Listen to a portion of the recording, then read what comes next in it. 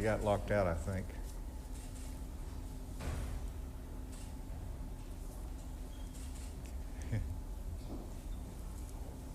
Yeah, if you could open that door, that'd be great. Thank you. I first wanted to say thank you to the Girl Scouts of America for their new face masks today. And with these face masks happen to go some Girl Scout cookies, so particularly appreciative of the Girl Scouts today. I'm delighted to be joined by Dr. Nate Smith, Secretary of Health, but also Stuart Walton, the chairman of the Economic Recovery Task Force, and I appreciate his leadership. Let me make a couple announcements, then we'll get to the cases.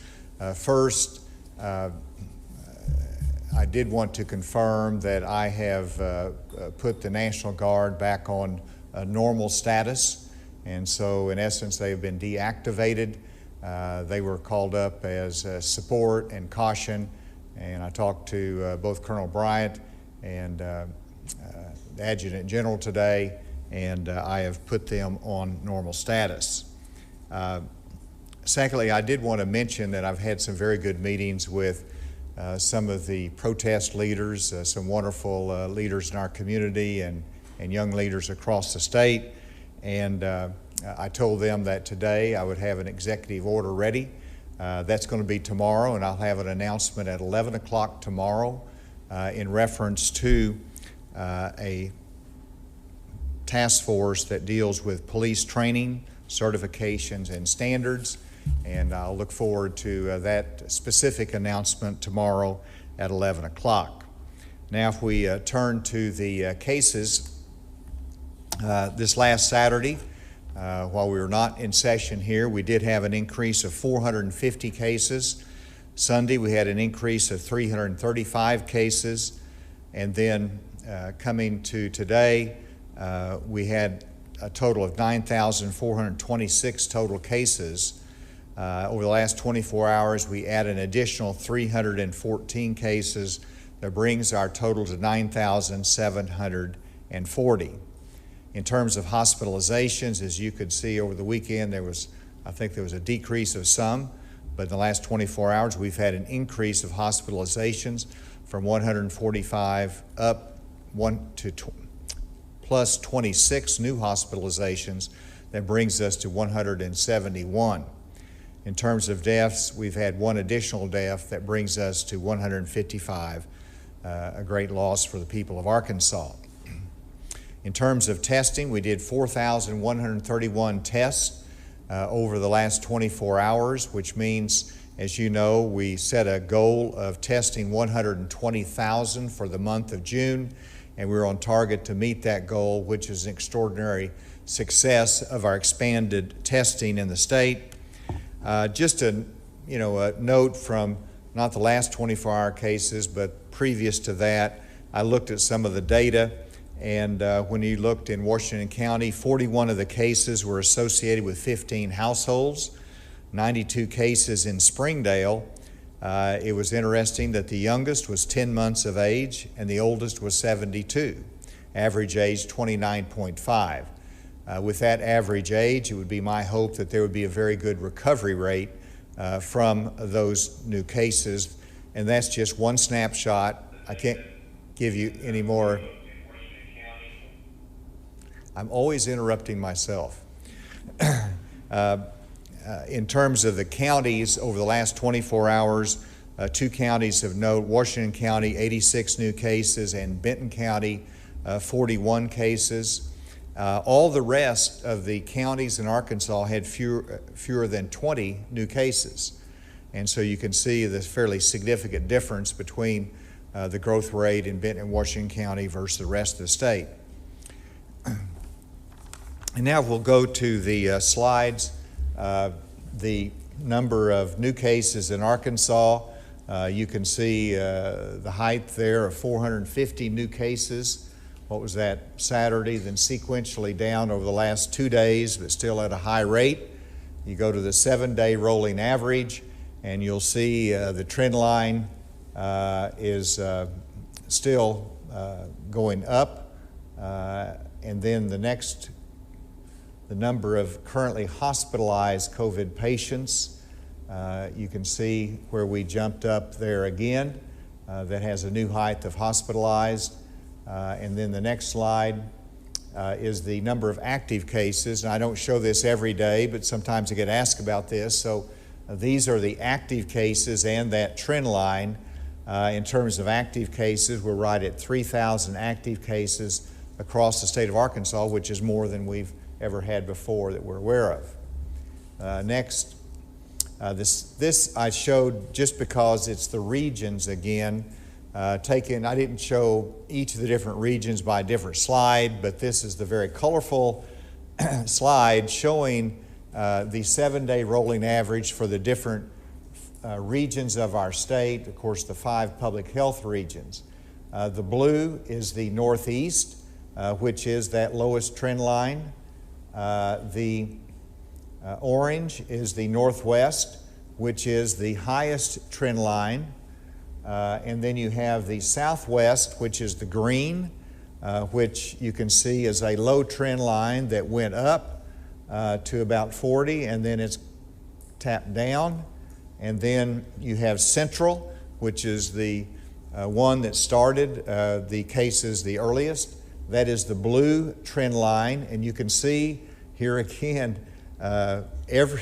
everyone has a different trend line, and there you had 2 distinct peaks in central Arkansas, as you note with the blue, and now it is down at a much more, one of the lowest trend lines in the state.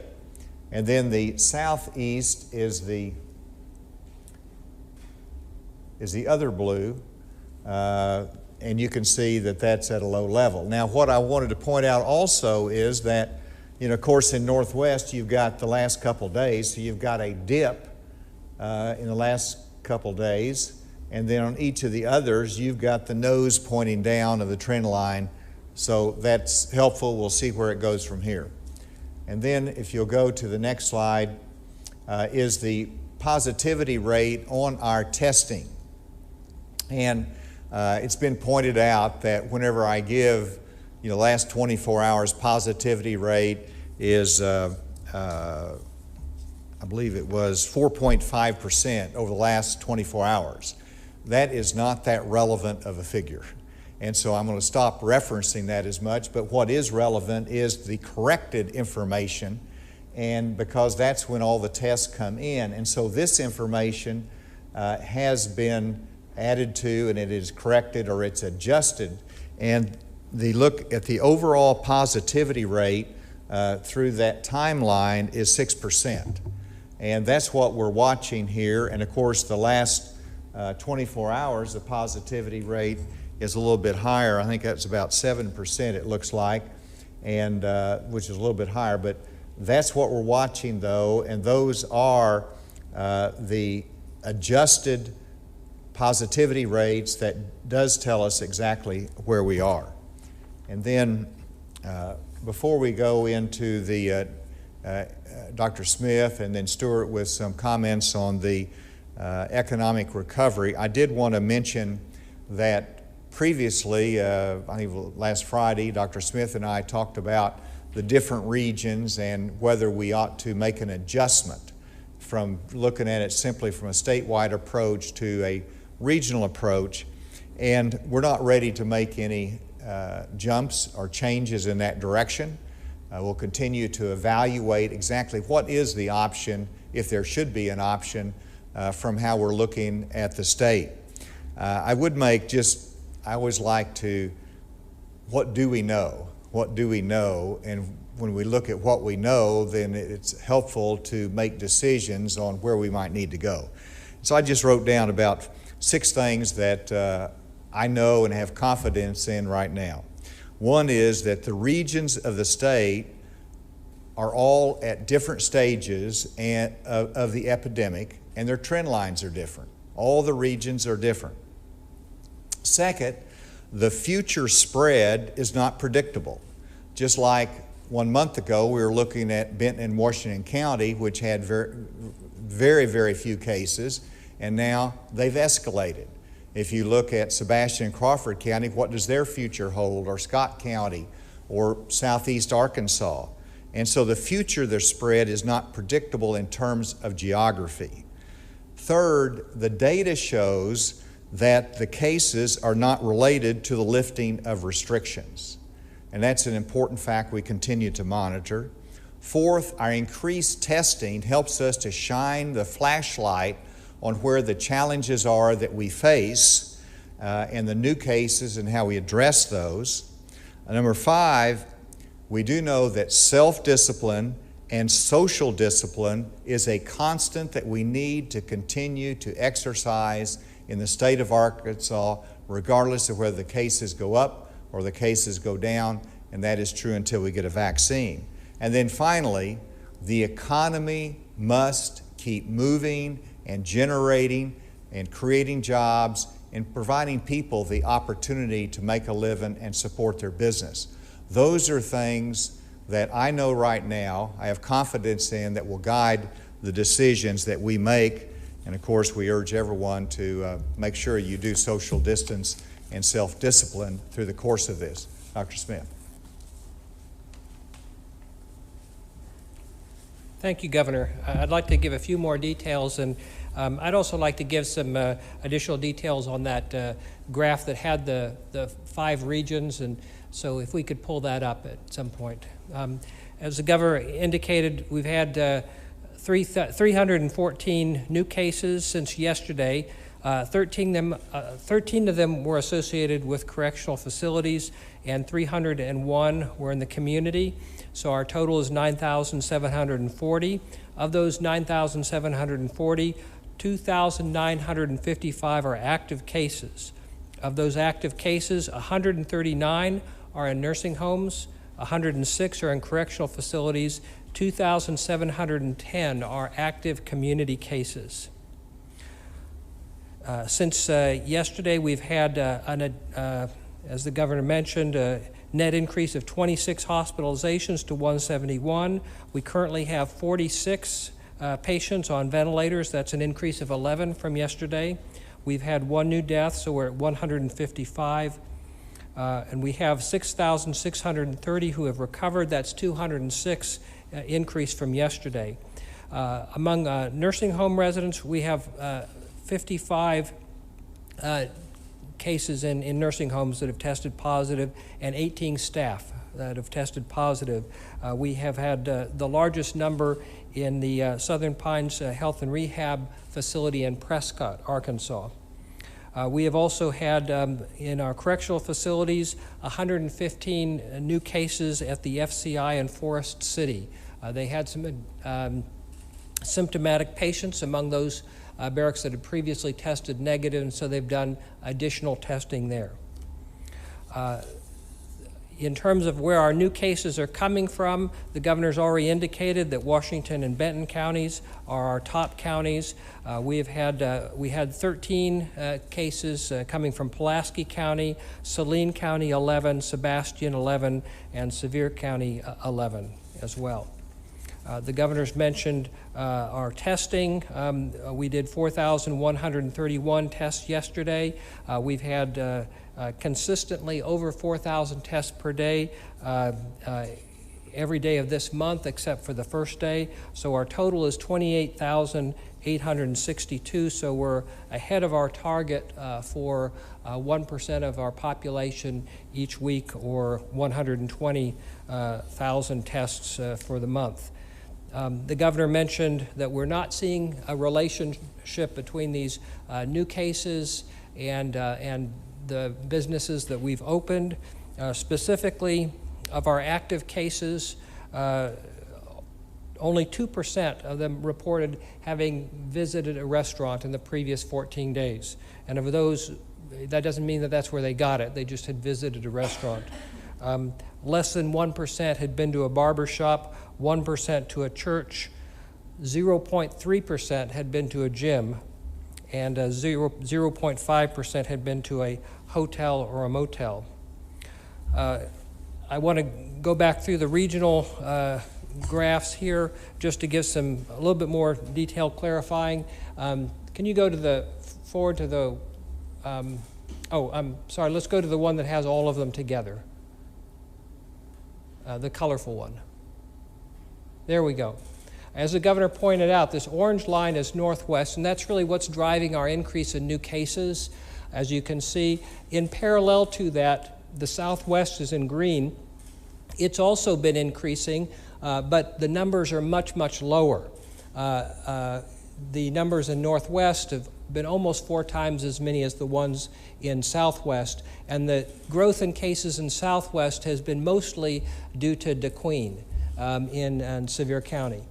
The yellow one, which is central, had that early peak, went down, recently has had some increase and then has stabilized. And we've seen a similar pattern with the hospitalizations in central region.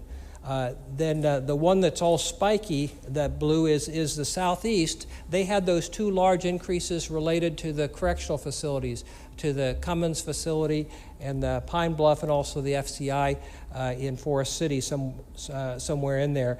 But then they've been down at fairly low levels, a little bit of an increase, but they are the flattest of the curves there. And then you have the northwest is in a lighter color blue. It has also gone up, but it's lower than central and lower than southwest. So in 4 of our 5 public health regions, we've seen increases, but the one that is much, much greater in magnitude is the northwest. And again, we've not seen increases related to the businesses that we've opened up over the last month, but we have seen clusters in correctional facilities. We've seen clusters in nursing homes. We've seen clusters with some of our essential industries. We've mentioned the poultry industry before. And then we've also seen community transmission as well. With that, I'll turn it back over to the governor. Stuart.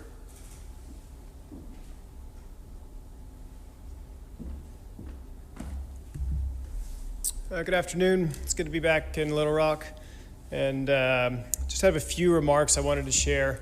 One is that we had a task force meeting and actually held it in person today. I think that is a little bit of an accomplishment that is a good sign for the state.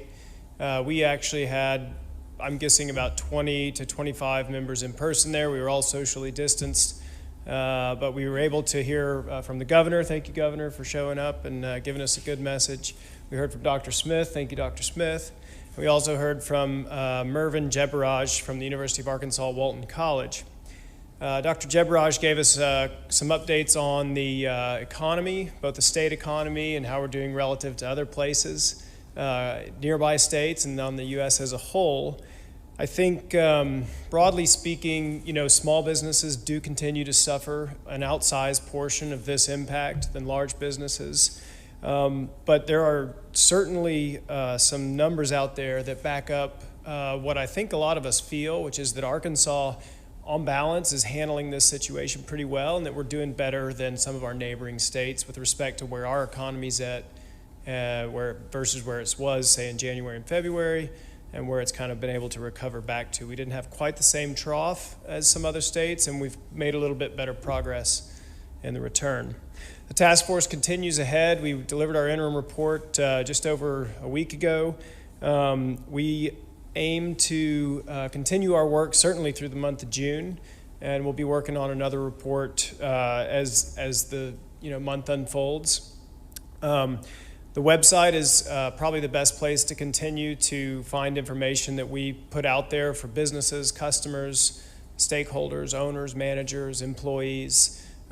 We have launched a Spanish language translation of the website. It's available now in Spanish, and as well as we've posted our Spanish language interim report on the website.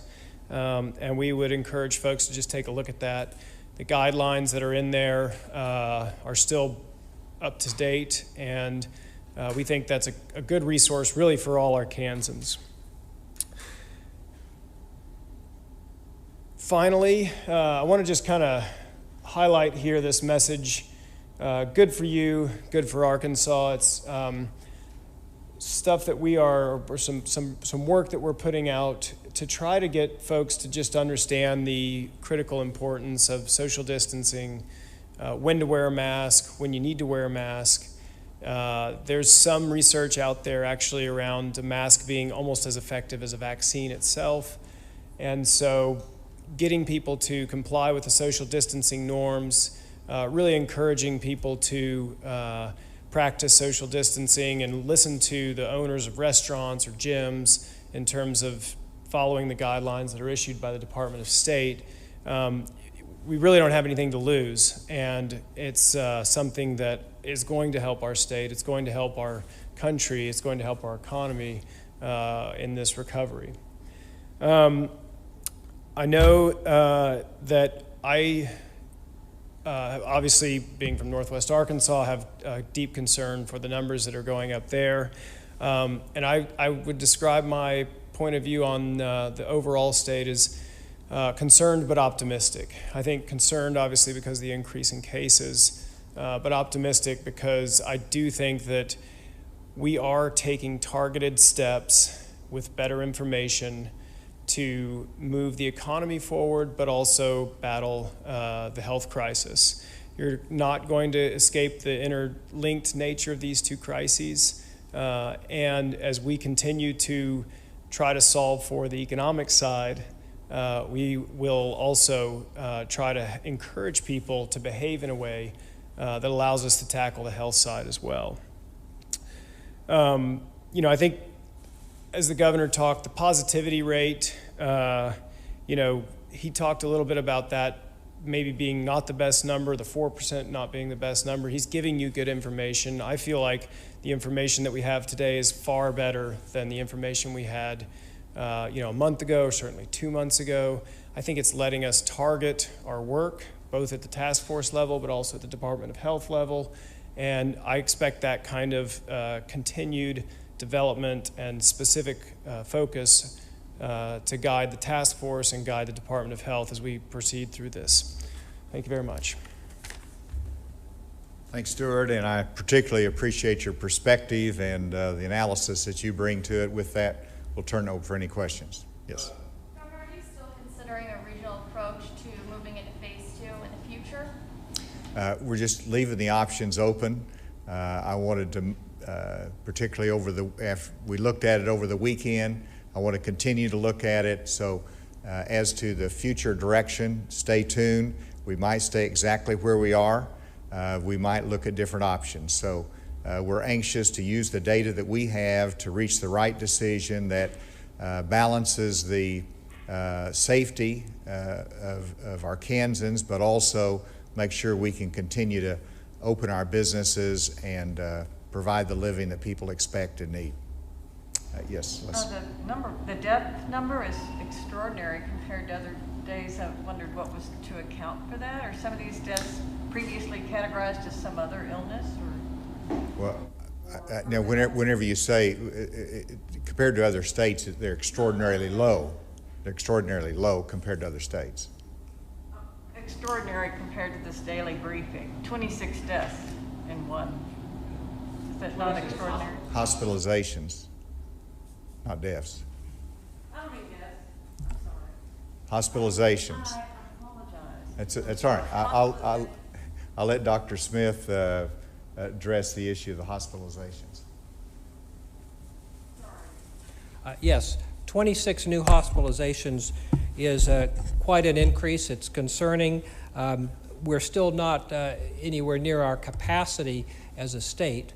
We're not in danger of exceeding our capacity, but we'll be checking with the hospitals that have received patients just to make sure that no individual hospital is being overtaxed. Because we have had such an increase in the number of cases, it's not that surprising that hospitalizations would come next. And I won't be surprised if we have additional deaths, unfortunately. We've only had one new death report in the last 24 hours, despite lots of new cases, quite a few hospitalizations. That's a lagging indicator. It means we'll probably see an increase coming up later, although many of our new cases have been in younger individuals, and so the likelihood of recovery is higher in that group. Would it be mostly Northwest then, this 26? Yes. Okay. You said as a state we're not in danger of exceeding our capacity? Is that the same for every region, or is there any region that might be closer, and are there any hospitals that are currently full? Well, we're monitoring that very, very carefully. I mean, 26 patients is a lot of patients, but most of the hospitals, even in the Northwest, have much larger bed capacity than that. And of course, there's always the option of transferring patients if one hospital becomes has more than they are comfortable with.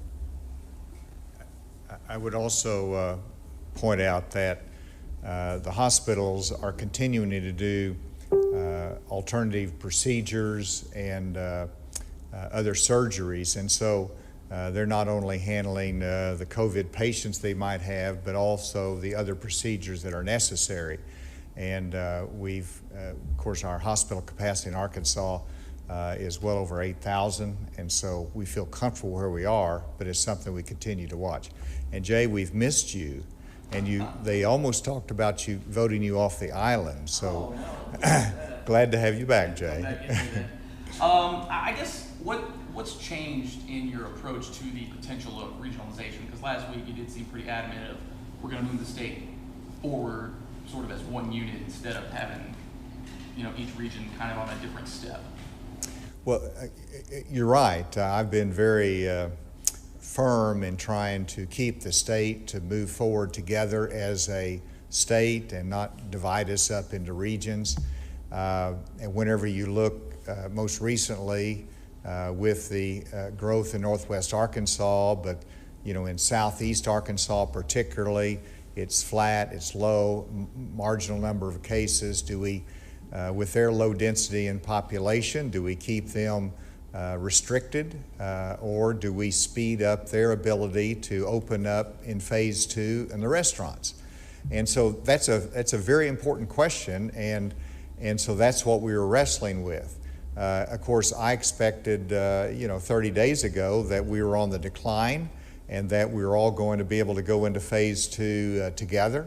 I hope that's still the case, but that's what provoked us to look at it. Now, as I said from the very beginning, these sessions are for me to be honest and let you part of the journey as we go through this. And so Friday, I was looking at different options. As you look at it, you realize that different options have some weaknesses in them. And so all of a sudden, if you divide our state into regions, as I pointed out in sort of the principles and things that I have confidence in, is that what might be a safe region today might not be tomorrow. And the geography seems to shift, the trend line shifts. And so we just want to look at this more thoughtfully, take a little bit more time on it, and so we might stay exactly where we are, or we might make adjustments depending upon what the data shows. Do you believe people are letting their guard down on social distancing practices? And do you track how many of the new cases, say wear a mask, are in groups larger than 10, that kind of thing? Dr. Smith might have some insights. I'd be a little bit surprised if they track that, but that might not be a bad question. In terms of my own observations as to whether people are letting their guard down, by and large, no. I mean, if you look at today in face coverings, wearing masks, being socially disciplined out there, and distancing, it is more predominant today than it was 30 days ago. I have that confidence in my observations. I think the most recent really mass gatherings of the protests demonstrated that. People said, we're going to get out, this is important, but they had masks on and they tried to protect themselves and others. There's always a element of our society, of our citizens, that look at what they see and they say, well, it's not a problem anymore, so let's just go out and do anything we want to do. That's the wrong approach. I think that's a minority, and I believe the example of businesses, industry, community leaders to set the right example has made a difference. Is there anyone remotely wants to ask a question? Yes, Governor, this is Melissa to go into Channel 11. This might be a better question for Dr. Smith, but considering the protests, are you asking the protesters to, get tested just for safety? And also, if you find out that the protester did test positive, how will contact tracing work?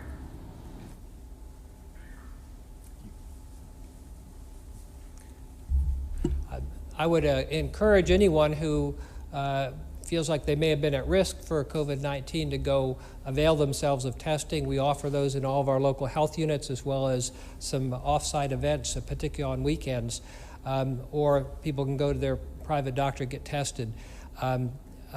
Contact tracing is more challenging in a setting where people may be in a crowd with a lot of people they don't know. We will do our best with that if we start to see cases that are associated with protests. We do hope that when people participate in that they do wear masks. They try and keep at least a 6-foot distance, wash their hands, do the other things to keep themselves and others safe. What we are finding with COVID-19 is that where it spreads most readily is in congregate living settings, like nursing homes, correctional facilities, within homes, and is less apt to transmit in a highly efficient way with more casual contact, like going to the grocery store, or even in work sites where measures have been put into place to try and implement distancing, masks, screening, and things of that sort. Again, we have to take precautions wherever we go, but the situations that we're most concerned about are where people have prolonged close contact with one another, and if people can avoid that, then there's many things they can do, including expressing their First Amendment rights. They can do that safely. Dr. Smith, I failed to get you to answer that. In your contact tracing, do you verify whether the person who contracted the virus wore a mask or not? No, we don't gather that information. That is challenging. There's so many variables there. How often they wore the mask, what kind of masks they wore, and then of course we see a variety of mask-wearing behaviors I've mentioned already. The below the nose, the on the chin, over the mouth and nose, except when you're talking, which is when you're at most at risk. So again, the masks that we wear do, it turns out, offer some protection. But they're mostly designed as source control to keep you from transmitting to another person. One more question remotely.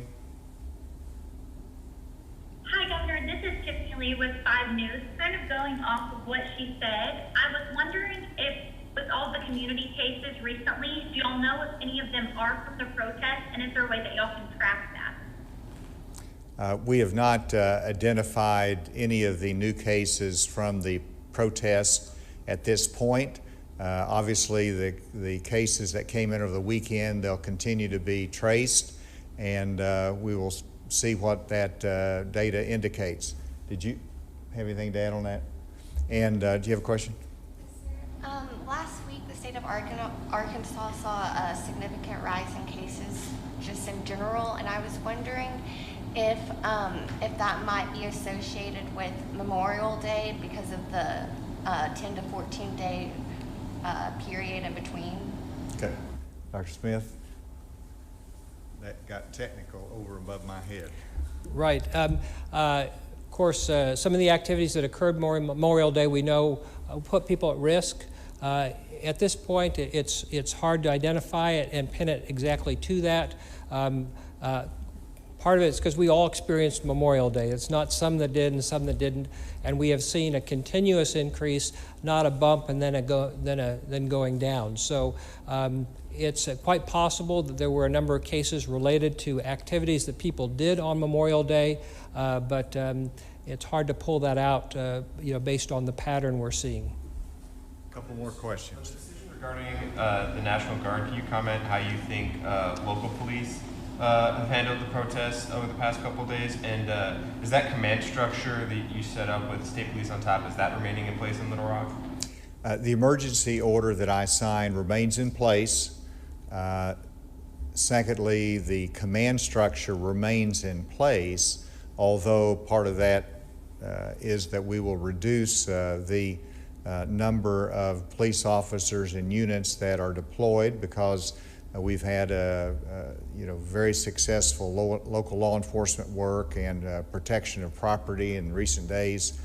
And so basically the unified structure will still be in place to support local law enforcement. I've talked to the mayor, and he indicated that the Little Rock Police Department would be out protecting property as need be, and protecting protesters. And let me emphasize, the protesters have really done a nice job of articulating their message, but also making sure that they're not a part of any violent or destructive activities. It's some of the outliers that have come in and has that we've had to call the law enforcement to stop, but hopefully that has been discouraged and deterred.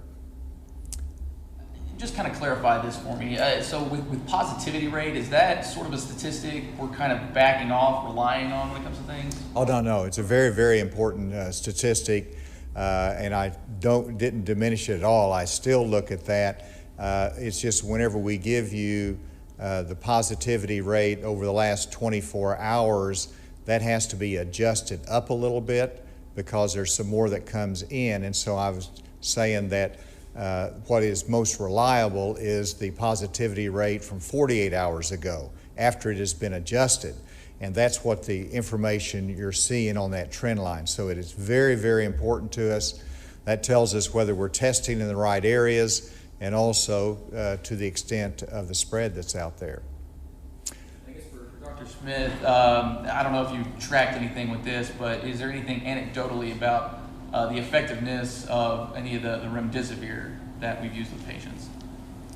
We don't have data on effectiveness of remdesivir from Arkansas at this point, but we are happy that we have continued to get supplies and push those out to the hospitals. We know from the trials that have been done, it does seem to at least reduce the duration of hospitalizations, and more studies are ongoing. But that's a very positive thing. We're very glad to be able to provide those to the hospitals. I think that's good for today, so thank you, and I appreciate your attention to this.